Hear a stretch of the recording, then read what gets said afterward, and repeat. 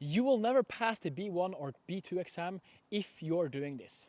When you're speaking, and you always have to think about this thing in Norwegian, you have to stop and think what you're going to say. This thing is going to slow down your speech and it's not going to work.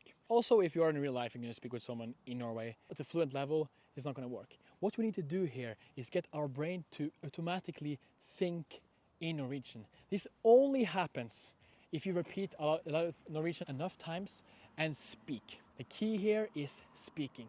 I remember I was learning both Spanish and Italian. It's very important. And I remember the thing that shifted everything for me is when I started speaking and applying it in the street or with people or in a course or just with someone, with your dog. You just have to speak, because what happens here is that your brain is going to stop this automate thought processes. You don't have to think anymore. It just comes automatically and it just comes out of your mouth. Like it's like magic. It's like when you first learn to drive a car, you have to think about everything and like the brake and the steering wheel and all the things. Like, oh, if you learn boxing or if you learn a sport, you need to like think about all the movements you're doing, like step by step.